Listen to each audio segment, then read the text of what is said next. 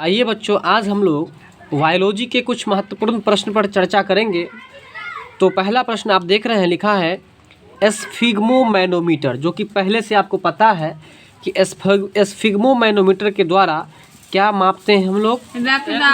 रक्तदाब का अंग्रेजी क्या होता है? Blood pressure. बीपी होता है ना। तो बीपी का जो ये शॉर्ट फॉर्म है, अब फुल फॉर्म इसका हो जाता है आपको ब्लड, और पी से होता है PRESSURE प्रेशर। ठीक है, तो बताएंगे आप लोग कि एस्फिग्मोमैनोमीटर नामक उपकरण किसको मापने के लिए काम में लाया जाता है? तो उपकरण का नाम क्या है? एस्फिग्मोमैनोमीटर। तो बताइए यह एक क्या है? उपकरण है। और इस उपकरण का यूज कहाँ पर किया जाता है? रक्तदाब को मापने में। ठीक है, तो रक्तदाब को अंग्रेजी में क्या कहते हैं? बीपी। ब्लड प्रेशर कहते हैं, और शॉर्ट में क्या कहते हैं? बीपी कहते हैं। ठीक है, तो याद रखिएगा कि एस्फिग्मोमैनोमीटर से क्या मापा जाता है? रक्तदाब। ठीक है, अगला प्रश्न है दीर्घकालीन कठिन परिश्रम के बाद। ये प्रश्न पहले से भी आपको पता है, चर्चा के दौरान हमने बताया था कि जब कोई व्यक्ति लंबे समय तक कठिन परिश्रम करता है, यानी कि वह क्या करता है? कठिन परिश्रम करता है, तो परिश्रम करने के बाद उसके मांसपेशियों में, किसमें? मांसपेशियों में थकान महसूस होता है।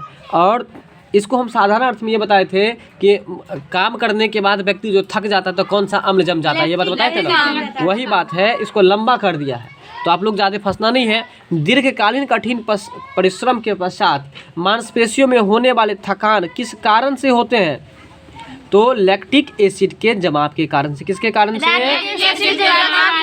यानी कि आपके मांसपेशियों में क्या जम जाता है? लैक्टिक एसिड जम जाता है। क्या जम जाता है? लैक्टिक एसिड जम जाता है। बात समझे? तो याद रखिएगा कि जब आप काम करते हैं तो काम करने का मांसपेशियों में क्या जम जाता है? लैक्टिक एसिड बन जाता है। ठीक है, और उसके कारण से ही आपको क्या महसूस होता है? थकान महसूस होता है। ठीक है, तो ये इसका आंसर आपको हो जाएगा। अगला प्रश्न है ऑक्सीजन की उपस्थिति में ग्लूकोज का कार्बन डाइऑक्साइड और पानी में ऊर्जा के विमोचन से संपूर्ण रूपांतरण क्या कहलाता है? तो वायु शोषण कहलाता है। सही बात भी है। अगर हम लोग शोषण मतलब सांस लेने की क्रिया को हम लोग शोषण कहते हैं। तो वायु जो हम लोग शोषण करते हैं, तो वायु कब शोषण करेंगे? जब ऑक्सीजन उपस्थित रहेगा तभी तो वही बात है। याद रखिएगा कि वायवीय शोषण, यहीं पर अगर वायवीय शोषण आ जाए, क्या आ जाए? वायवीय शोषण। तो वायवीय शोषण जो होता है वो ऑक्सीजन की उपस्थिति में कि अनुपस्थिति में? उपस्थिति में, क्योंकि वायवीय को हम लोग अलग तोड़े हैं। तो यहाँ पर देखिए वायु शोषण हो गया है। इसको एक में जोड़ करके पढ़ेंगे तो वायवीय हो जाएगा। वायु से वायु हो जाएगा, अब इधर होगा आपको वायवीय। ठीक है ना। तो कहने का मतलब कि वायवीय शोषण जो होता है ऑक्सीजन के उपस्थिति में क्या अनुपस्थिति में? उपस्थिति में। अगर आपसे पूछ दे कि अवायवीय शोषण ऑक्सीजन के अनुपस्थिति में होगा कि उपस्थिति में होगा? आ गया। तो ये प्रश्न भी याद रखिएगा कि वायवीय शोषण जो होता है ऑक्सीजन की उपस्थिति में, और अवायवीय शोषण जो होता है ऑक्सीजन के अनुपस्थिति में। दूसरा यहाँ प्रश्न पूछ क्या रहा है? यहाँ प्रश्न पूछ रहा है कि ऑक्सीजन की उपस्थिति में ग्लूकोज का कार्बन डाइऑक्साइड और पानी में ऊर्जा के विमोचन के फलस्वरूप जो रूपांतरण होता है उसको हम लोग क्या कहते हैं? उसको हम लोग शोषण कहते हैं। क्या कहते हैं?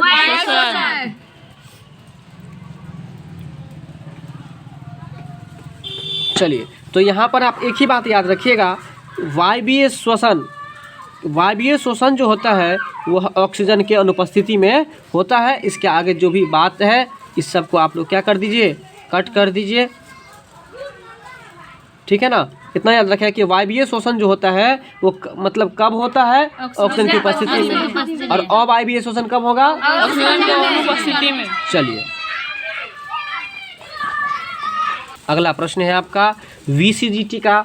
और BCG के बारे में क्या आप लोग पहले से जानते हैं? तो बताइए BCG टीका किस बीमारी में लगाया जाता है? टीबी में। तो टीबी बीमारी से बचने के लिए आपको यह टीका लगाया जाता है। तो बताइए BCG टीका जो है वो किससे बचने के लिए दिया जाता है? टीबी बीमारी से बचने के लिए। बताइए कि टीबी बीमारी का 2 अन्य नाम बताइए आप लोग। क्षय रोग और तपेदिक। क्षय रोग और तपेदिक जो है वो आपको उसे BCG टीका लगाने से सुरक्षित रह सकता है। ठीक है ना। तो BCG का जो टीका लगाया जाता है आपको किस बीमारी में? तो टीबी में जिसको तपेदिक भी कहते हैं और उसे यक्ष्मा भी कहते हैं। ठीक है, तो राज यक्ष्मा भी उसको कहते हैं, याद रखिएगा, क्योंकि ये सब राज रोग होता है ना। तो राज यक्ष्मा यानी कि टीबी से बचाव के लिए आपको बीसीजी का टीका लगाया जाता है। बीसीजी को कभी कभी हो सकता है कि इस तरह से लिख दे, तो आप लोग ऐसा नहीं कि फंस जाइएगा। ठीक है ना। चलिए अगले प्रश्न में चलते हैं। नारी गति द्वारा, नारी के गति द्वारा, किसके द्वारा? समझते हैं ना नारी गति क्या होता है? जब डॉक्टर के पास जाइएगा तो डॉक्टर आपको क्या करेगा, आपको हाथ में आपसे मांगेगा और ऐसे पकड़ेगा, ऐसे पकड़ करके इसके बाद क्या करता है कि उसके गति से आपको बीमारी पकड़ लेता है। ठीक है, तो वही बात बता रहा है कि नारी गति के द्वारा डॉक्टर ज्ञात करता है। मतलब डॉक्टर क्या ज्ञात करता है? तो हृदय का धड़कन। क्या ज्ञात करता है? यानी कि जितना हमारा ये चलेगा, जितना स्पीड में, वही आपको इसका कनेक्शन डायरेक्ट कहाँ से रहेगा? हृदय से रहेगा, और इसका धड़कन आपको पता चल जाएगा। बात समझ में आ रहा है ना? तो बीसीजी के टीका, बीसीजी का लगाया था किसमें? यक्ष्मा रोग में। ठीक है, अगला प्रश्न है कि नारी जो है, नारी गति के द्वारा डॉक्टर आपको क्या ज्ञात करता है? हृदय की धड़कन। तो बताएंगे आप लोग कि जब बच्चा जन्म लेता है उस समय हृदय का धड़कना 1 मिनट में कितना बार? 110। और आप लोगों को यानी कि एडल्ट को 72। और सांस 1 मिनट में कितनी बार लेते हैं? चलिए, पेड़ पौधे की पत्तियों का रंग हरा किसके कारण से होता है? क्लोरोफिल का हिंदी क्या होता है? क्या होता है?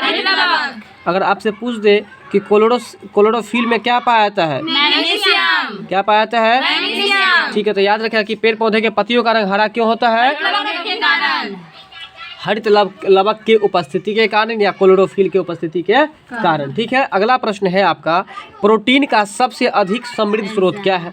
मतलब प्रोटीन, देखिए यहाँ पर, देखिए यहाँ क्वेश्चन बिल्कुल लग रहा है कि अल्टर है।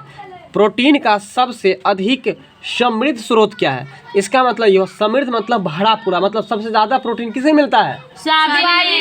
अब ये प्रश्न तो पहले से पता था ना, वही प्रश्न यहाँ पर लिखा हुआ है कि समृद्ध, समृद्ध मतलब भरा पूरा, मतलब सबसे अधिक।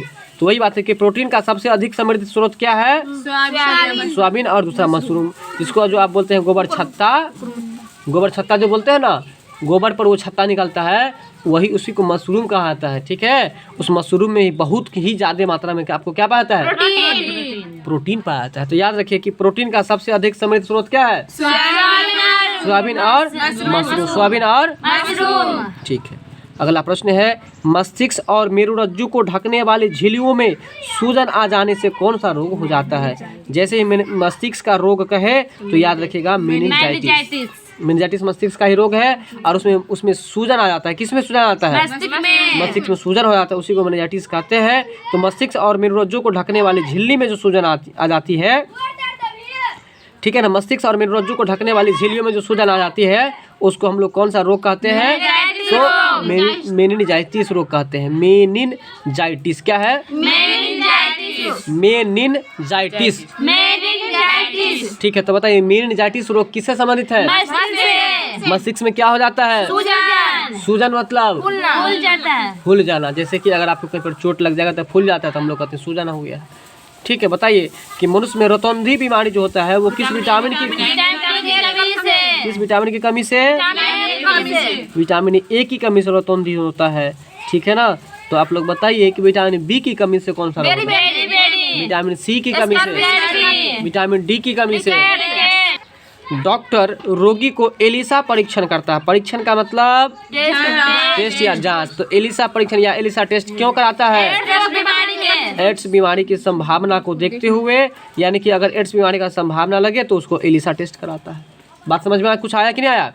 अगला प्रश्न है कि कार्बोहाइड्रेट की मात्रा सबसे अधिक जो मिलती है वो आपको मिलती है, आपको यहाँ लिख दिया है ब्रैकेट में, विकल्प से। विकल्प से इसका मतलब क्या हुआ? या नहीं, विकल्प से इसका मतलब हुआ कि जब प्रश्न में कोई विकल्प रहेगा, 4 गो ऑप्शन रहेगा, उसमें पूछ रहा है।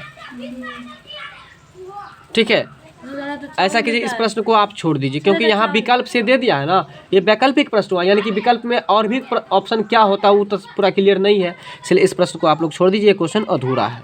ठीक है, बस इतना याद रखिए कि आलू में अगर पूछा कि क्या पाया जाता है, तो याद रखिए कि कार्बोहाइड्रेट पाया जाता है। क्या पाया जाता है? आलू में क्या पाया जाता है? इतना याद रख लीजिएगा। देखिए, आलू खरीदना होगा ना तो आप कार से खरीदने के लिए जाइएगा। किससे? कार से। इसलिए याद कर लीजिए कि आलू में क्या पाता है? कार्बोहाइड्रेट पाता है। कार्बोहाइड्रेट क्या पाता है? आलू में क्या पाया जाता है? दाल में क्या पाया जाता है? पालक में क्या पाता है? आयरन। पालक में क्या पाता है? सेब में क्या पाता है? चलिए चलते हैं अगले प्रश्न पर। ATS इंजेक्शन कौन सा इंजेक्शन है?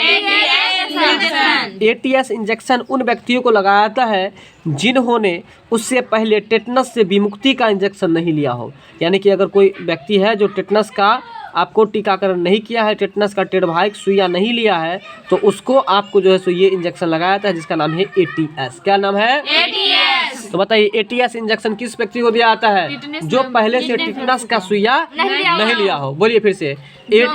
अभी किस इंजेक्शन की बात कर रहे हैं? ATS। इंजेक्शन का नाम क्या है? ATS। बताइए ATS इंजेक्शन जो लगाया जाता है किस व्यक्ति को लगाया जाता है?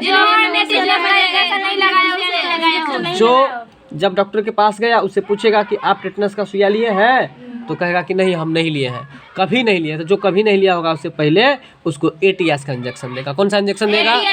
कौन सा इंजेक्शन देगा?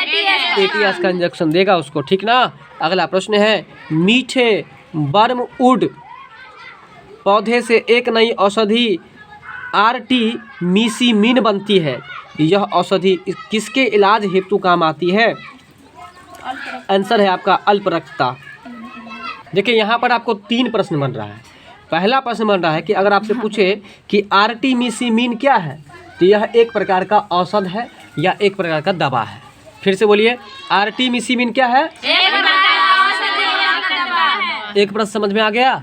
दूसरा, अगर पूछा कि आर्टिमिसिमिन जो औषध है वो किस पौधा से प्राप्त किया जाता है, तो देखिए मीठे वर्मवुड से। किससे? मीठे वर्मवुड से। फिर से बताइए। मीठे वर्मवुड से। बताइए कि आर्टिमिसिमिन जो बनती है वो आपको किस पौधे से निकलती है? मीठे वर्मवुड से।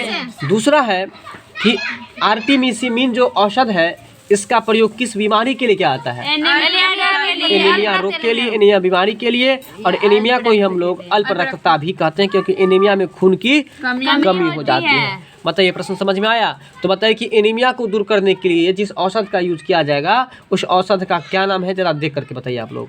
आर्टिमिसिमिन। क्या नाम है? और यह आर्टिमिसिमिन किस पौधा से प्राप्त किया जाता है? मीठे वर्मवुड से। मीठे वर्मवुड मतलब होता है लकड़ी। मीठे वर्मवुड से क्या प्राप्त किया जाता है? क्या प्राप्त किया जाता है? आर्टिमिसिमिन। क्या है? देख के बोलिए, आर्टिमिसिमिन नाम का जो औषध है वो कहाँ से, किस पौधा से प्राप्त किया जाता है? मीठे वर्मवुड से। अब अगला प्रश्न है आपका कि आर्टिमिसिमिन जो औषध है इसका यूज आपको किस बीमारी में आपको यूज किया जाता है? एनीमिया में। एनीमिया को हम लोग दूसरा क्या कह सकते हैं? अल्प रक्तता कह सकते हैं। यहाँ तक समझ में प्रश्न आया कि नहीं आया? अगला प्रश्न है, जीवन रक्षक हार्मोन। क्या लिखा हुआ है? जीवन रक्षक हार्मोन किस ग्रंथि से स्रावित होता है या निकलता है? तो बताइए जीवन रक्षक हार्मोन जो है वो किस ग्रंथि से निकलता है? एड्रीनल ग्रंथि से। जीवन रक्षक हार्मोन किस ग्रंथि से निकलता है? जीवन रक्षक हार्मोन किस ग्रंथि से निकलता है? एड्रीनल ग्रंथि से। किससे? एड्रीनल ग्रंथि से। जीवन रक्षक हार्मोन किस ग्रंथि से निकलता है? जीवन रक्षक हार्मोन जो है वो आपको एड्रीनल ग्रंथि से निकलता है। किसे निकलता है? एड्रीनल ग्रंथि से। जीवन रक्षक हार्मोन किससे निकलता है? एड्रीनल ग्रंथि से। अब आप लोग बोलिए 2-4 बार कि जीवन रक्षक हार्मोन एड्रीनल ग्रंथि से निकलता है। जीवन रक्षक हार्मोन किस ग्रंथि को कहते हैं? एड्रीनल ग्रंथि को कहते हैं। ठीक है। अगला प्रश्न है कि आँख के भीतरी सतह को हम लोग क्या कहते हैं? आँख का जो भीतरी सतह है उसको हम लोग क्या कहते हैं? दृष्टिपटल। आँख के भीतरी सतह को हम लोग दृष्टिपटल कहते हैं। क्या कहते हैं? दृष्टिपटल। आँख के भीतरी सतह को क्या कहते हैं? दृष्टिपटल। दृष्टिपटल कहते हैं। ठीक है। आँख के जो भीतर का जो सतह है उसको हम लोग बोलते हैं दृष्टिपटल बोलते हैं। क्या बोलते हैं? देखिए अब यहाँ पर आपको याद रखने का जो ट्रिक है, आँख का कौन सतह पूछ रहा है? देखिए भीतरी सतह को हम लोग दृष्टिपटल कहते हैं। तो पटल है तो याद रखिए, पटल को हम लोग याद रख लीजिएगा परल। तो आप कहाँ पर परल रहिएगा? भीतर में कि बाहर में? इसलिए याद कर लीजिए कि भीतरी सतह को हम लोग दृष्टिपटल कहेंगे। क्या कहेंगे? दृष्टिपटल। दृष्टिपटल कहेंगे। अगला है आपको एकल स्टैंडर्ड वाले DNA मिलते हैं। एकल स्टैंडर्ड वाले डीएनए जो मिलते हैं वो कहाँ पर मिलते हैं बताइए। चलिए आइए हम बात करते हैं, आपका जो अगला प्रश्न है उस पर चर्चा करते हैं जरा। लिखा है कि सूक्ष्मतम जीवित कोशिका होती है, ठीक है। तो सूक्ष्मतम का मतलब होता है छोटी से छोटी, मतलब कि छोटी से छोटी मतलब बहुत छोटी, छोटी से छोटी मतलब बहुत छोटी, मतलब छोटी से छोटी जो जीवित कोशिका होती है वो आपको होता है माइकोप्लाज्मा। क्या होता है? माइकोप्लाज्मा। वैसे भी माइक्रो का मतलब छोटा ही होता है, माइक्रो का मतलब क्या होता है? छोटा। तो माइक्रो से जोड़ लीजिए आप लोग माइको, क्या याद रखिएगा? माइको। तो छोटी से छोटी जो आपको जीवित कोशिका होगी तो हम लोग उसको जो देखेंगे वो कैसे देखेंगे? माइक्रोस्कोप से। माइक्रोस्कोप से, सही बात है, ठीक है। तो ये माइको जो लगा हुआ है उसमें क्रो लगा दीजिए, अशुद्ध है ये, ठीक है। तो माइक्रोस्कोप से देखेंगे। माइक्रोस्कोप का हिंदी क्या होता है? सूक्ष्मदर्शी होता है। क्या होता है? सूक्ष्मदर्शी। तो याद कर लीजिए कि सूक्ष्मतम जीवित कोशिका जो है आपको वो उसका क्या नाम है? माइक्रोप्लाज्मा नाम है। माइक्रो मतलब क्या होता है? छोटा। अब मैक्रो मतलब क्या होता है? बड़ा। माइक्रो मतलब छोटा, अब मैक्रो मतलब बड़ा। याद रखिएगा। तो सूक्ष्मतम कोशिका मैक्रो मतलब होता है, ये स्पेलिंग इसका है, ये MACRO। मैक्रो मतलब होता है बड़ा, और यदि कहीं पर रहेगा MICRO माइक्रो तो इसका मतलब होता है छोटा, ठीक है। तो कहने का मतलब ये है कि सूक्ष्मतम जीवित कोशिका जो है, मतलब कि छोटी से छोटी जो जीवित कोशिका है उसको हम लोग क्या कहेंगे? माइक्रो मतलब तो स्पष्ट हो गया आप, तो आप लोग आसानी से याद हो जाएगा, ठीक है। अगला प्रश्न है कच्ची गाजर, मतलब कल भी प्रश्न में इस प्रश्न पर चर्चा किए थे कि गाजर में क्या पाया? Vitamin A. और गाजर खाने से, यदि वो वाला गाजर खाइएगा जो नीला नीला गाजर जो होता है, छोटा छोटा होता है, उसमें विटामिन ए का मात्रा बहुत ज़्यादा होता है। लंबा वाला जो होता है नारंगी कलर का उसमें भी होता है, लेकिन जितना इसमें होता है उतना उसमें आपको नहीं होता है, ठीक है। तो याद रखिएगा कि विटामिन ए उसमें सबसे अधिक मिलता है। तो याद रखिएगा कि कच्ची गाजर जो है उसमें सबसे अधिक क्या मिलता है? Vitamin A. अच्छा, अगर उस गाजर को हम हलवा बनाएंगे तो उसमें कौन सा विटामिन मर जाएगा ये बताइए?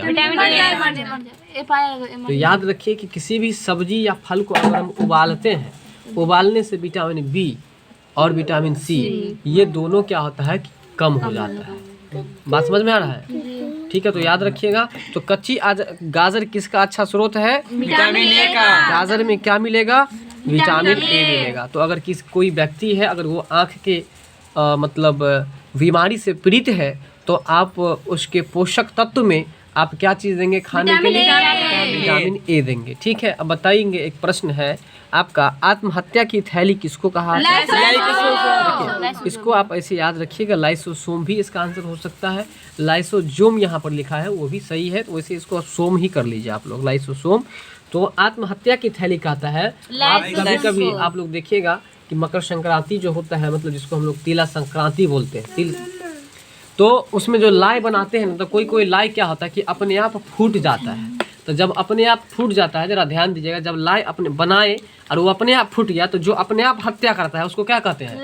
आत्महत्या। जो खुद हत्या करता है उसको क्या कहते हैं? आत्महत्या। अंग्रेजी में उसको क्या कहते हैं? अंग्रेजी में उसको क्या कहते हैं? जो खुद से अपना आत्महत्या करता है उसको क्या कहते हैं? सुसाइड कहते हैं। क्या कहते हैं? सुसाइड कहते हैं, ठीक है। तो आत्महत्या जो लाई बनाते हैं हम लोग, और लाई बनाने के बाद वो कुछ कुछ लाई अपने आप फूट जाता है, मतलब आत्महत्या कर लेता है। इसलिए याद रख लीजिए कि आत्महत्या की थैली किसको कहेंगे? लाइसोसोम को कहेंगे। आत्महत्या की थैली किसको कहेंगे? लाइसोसोम को हम लोग कहते हैं। अगला प्रश्न है, गैमीट की शुद्धता के नियम का प्रतिपादन किसने किया? यानी कि गैमीट की शुद्धता को जांच करने के लिए एक नियम दिए और उस वैज्ञानिक का नाम बताना है, तो उनका नाम है आपको मेंडल। क्या नाम है? मेंडल है। देखिए ये मेंडल क्या है, मतलब गैमिट में ऐसे याद रखिए, गैमिट में आप याद रखिए गेम जो आदमी खेलेगा, जो बच्चा गेम खेलेगा उसका माइंड जो है ना खिसक जाएगा, ऐसा सोच लीजिए। और ऐसा सुने होंगे आप लोग कि जो गेमर सब बड़ा गेमर सब कभी कभी सुसाइड भी कर लेता है, ऐसा आप लोग सुने हैं या नहीं सुने, ये बताइए। इसलिए बच्चों को गेम का लत नहीं लगने देना चाहिए। जो मोबाइल जो अभी एंड्रॉयड आता है उसमें गेम का लत लगता है बच्चे को, मतलब कि गेमर सब जो होता है अगर उसको गेम में जीतता नहीं है या कुछ ऐसा घटना उसके साथ हो जाता है जिसके कारण से वो क्या कर लेता है, सुसाइड भी कर लेता है। तो इसलिए आप याद रखिएगा। तो मतलब गेम जो खेलेगा उसका माइंड डिस्टर्ब हो जाएगा, नहीं मेंटल हो जाएगा। क्या हो जाएगा? मेंटल मतलब होता है मानसिक रूप से जो अस्वस्थ होता है उसको हम लोग मेंटल कहते हैं। तो मेंटल से याद रख लीजिए, मेंडल। क्या याद रखिएगा? मेंडल यानी कि गैमिट की शुद्धता का नियम किसने दिया है? तो मेंडल ने। अब मेंडल का अगर पूरा नाम की बात हो तो याद रखिएगा उसका पूरा नाम होता है ग्रेगरी जॉन मेंडल। क्या होता है? Gregory John Mendel. अब प्रश्न पूछता है कि ग्रेगरी जॉन मेंडल ने किस पौधों पर अपना प्रयोग किया? ठीक है, अब चलते हैं अगले प्रश्न पर। पके हुए आम, क्या लिखा हुआ है? पके हुए आम। जब आम पक जाता है तो उसमें कौन सा विटामिन मिलेगा? अगर कच्चा आम है तो उसमें कौन सा विटामिन सी भी मिलेगा, क्योंकि कच्चा आम खट्टा होता है ना। तो पके हुए आम में क्या मिलता है? Vitamin A. और पके हुए पपीता में क्या मिलता है? उसमें भी आपको विटामिन ए मिलता है, याद रखिएगा। ठीक है ना। चलिए, प्रोटीन जो है सो आपको सबसे उच्च स्रोत बताता है, ये आपको सोयाबीन में, लेकिन इसका आंसर दाल दिया है तो इसको आप कट कर लीजिए और इसका आंसर आप क्या दे दीजिएगा? सोयाबीन दे दीजिएगा। ठीक है, प्रोटीन सबसे अधिक जो मिलेगा किसे मिलेगा? सोयाबीन में मिलेगा, इसलिए दाल को कट कर लीजिए। दाल में आपको सोयाबीन से कम मिलता है, दाल में आपको सोयाबीन से कम मिलता है। ठीक है, चलिए अगले प्रश्न पर।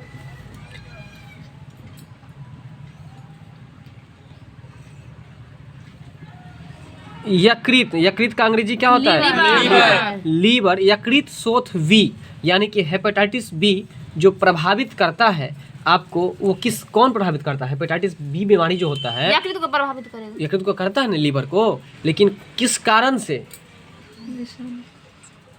देखिए हेपेटाइटिस लगा हुआ है ना, तो HIV जो होता है, HIV किससे होता है? विषाणु से होता है। बस वही बात तो है। यकृत शोथ बी जो होता है आपको एक विषाणु से, एक वायरस से होता है। किससे होता है? वायरस से होता है। ठीक है, याद रखिएगा। आपका मानव शरीर में सबसे लंबी हड्डी कौन सी होती है? जांघ। अब देखिए, मानव शरीर में जो सबसे लंबी हड्डी होती है वो आपको होती है जांघ की हड्डी, जिसको हम लोग फीमर बोलते हैं। और उस फीमर को हम लोग उरू भी कहते हैं। क्या कहते हैं? उरू। अब देखिए, आपका हड्डी अगर लंबा होगा तभी तो आप उड़िएगा, तो इसलिए याद कर लीजिए कि सबसे लंबी हड्डी का क्या नाम है? उरू या उसको फीमर। नाम पूछेगा तो उरू या फीमर कहेंगे। अब कहेगा ये उरू या फीमर किस हड्डी को कहा जाता है? जांघ की हड्डी को। अगर आपसे प्रश्न पूछ दे कि मानव शरीर की सबसे छोटी हड्डी कौन सी है? कान की हड्डी होती है, साथ में सॉफ्ट भी होती है, साथ मतलब मुलायम होती है, जिसको हम लोग नर्म भी बोल सकते हैं। ठीक है, तो सबसे छोटी हड्डी का नाम पूछेगा तो क्या बताइएगा आप लोग? तो कान की हड्डी का नाम पूछ रहे हैं भाई, उसका नाम है स्टेपीज। क्या नाम है? स्टेपीज है। तो याद रखिएगा यह स्टेपीज कान की हड्डी का नाम है। ठीक है, अगला प्रश्न है अब आपका इंसेफेलाइटिस। क्या लिखा हुआ है? इंसेफेलाइटिस। अब ये भी एक नया बीमारी आप लोगों के सामने आ गया, इंसेफेलाइटिस है। अब देखिए, कोई भी इंसान यदि फ्लाइट हो जाता है दारू पी करके तो उसका मस्तिष्क काम करना क्या करता है? बंद कर देता है। नहीं, बोलने का कुछ, बोलता है कुछ। तो वही बात है, इनसे मतलब जब इंसान दारू पी करके फ्लाइट हो जाता है तो इनसे भी झगड़ा कर लेता है, उनसे भी कर लेता है, उनसे भी कर लेता है, उनसे भी कर लेता है। इसीलिए इस वर्ड पर जरा ध्यान दीजिए तो याद रहेगा। इनसे मतलब इनसे भी कर लेगा, उनसे भी कर लेगा। इनसे उनसे कब कर लेगा? जब फ्लाइट रहेगा। इसलिए याद कर लीजिए इंसेफेलाइटिस। क्या है? इंसेफेलाइटिस। इंसेफेलाइटिस नामक जो आपको रोग है वो आपको अभी ट्रिक बता दिए कि जब इंसान फ्लाइट हो जाता है दारू पी करके तो काम करना क्या बंद करता है? मस्तिष्क यानी कि ब्रेन। इसलिए इंसेफेलाइटिस नामक जो रोग है वो आपको मस्तिष्क से संबंधित रोग है। बात समझ में आया? तो बताइए कि मस्तिष्क से संबंधित एक परीक्षण का नाम बताइए कौन सा है? मतलब चलिए, नहीं याद है? उसका नाम है आपको EEG। ठीक है, अगला प्रश्न है बृहदांत्र शोथ जो है वह आपको है क्या है? तो यह भी एक बीमारी है जो कि कोलन से संबंधित है। ठीक है ना, किससे संबंधित है? कोलन से। कोलन से संबंधित है। ठीक है, कोलन से संबंधित है। बृहदांत्र शोथ जो है वो किससे संबंधित है? कोलन से संबंधित है। देखिए, बृहदांत्र में आपको ऐसा समझ लीजिए, बृहदांत्र, बृहद मतलब बड़ा होता है। बृहद मतलब क्या होता है? बड़ा।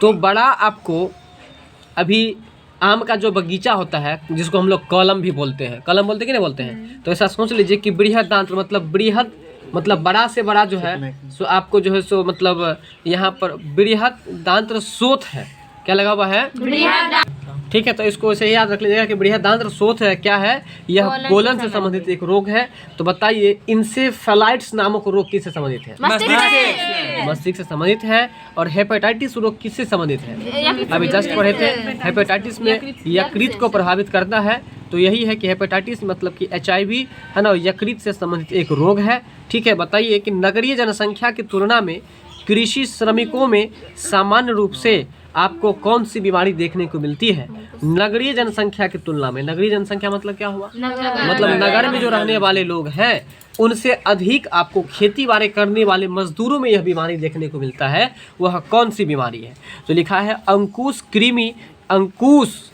कृमि, जिसको हम लोग अंग्रेजी में हुक वर्म कहते हैं। यह एक संक्रमण बीमारी है, मतलब कि इन्फेक्शन से होने वाला बीमारी है, इन्फेक्टेड है, मतलब एक अगर प्रभावित है तो दूसरा भी प्रभावित हो सकता है। इसको संक्रमित बीमारी कहा जाता है। और वह कौन सी बीमारी है, उसको हम लोग कहते हैं हुक वर्म। क्या कहते हैं, और हुक वर्म को अंग्रेजी में हम लोग कहते हैं अंकुश कृमि। क्या कहते हैं, अंकुश कृमि। देखिए ये जो वर्म है WORM वर्म, इस वर्म का मतलब पेट का चाली जो कहते हैं वो होता है, या इसको कृमि भी हम लोग कह सकते हैं, याद रखिएगा, ठीक है ना। क्या कह सकते हैं, कृमि भी कह सकते हैं। तो नगरीय जनसंख्या की तुलना में आपको खेती बाड़ी करने वाले लोगों में अधिकतर देखने को मिलता है। और उस बीमारी का नाम क्या है, अंकुश कृमि, या उसको ही हम लोग हुक वर्म भी कहते हैं, ठीक है। तो बताइए आप लोग इन्फेलाइटिस नामक रोग किससे संबंधित है। अब ये बताइए बृहदांत्र शोथ एक रोग किससे संबंधित है, कोलन से। किससे, कोलन से है। अब ये बताएंगे कि यकृत शोथ बी, तो है यकृत शोथ बी में आप इतना याद रखिएगा कि HIV होता है, V होता है, V वाला, ठीक है। लेकिन यहाँ पर यकृत शोथ V है, तो आप यहाँ पर याद रखिएगा कि यह भी आपको विषाणु से ही प्रभावित होता है, ठीक है। अब बताइए कि गाजर में कौन सा चीज प्रचुर होता है, ठीक है। गैमिट की शुद्धता का नियम किसने प्रतिपादन किया, मेंडल ने। किसने, मेंडल ने। अब बताइए कि मस्तिष्क में सूजन हो जाना या मेरुरज्जु के झिल्ली में सूजन हो जाना, यह कौन सा रोग है, मेनिंजाइटिस है। क्या है, मेनिंजाइटिस रोग है, ठीक है। चलिए मिलते हैं नेक्स्ट वीडियो में, तब तक के लिए धन्यवाद। Thanks for watching this video.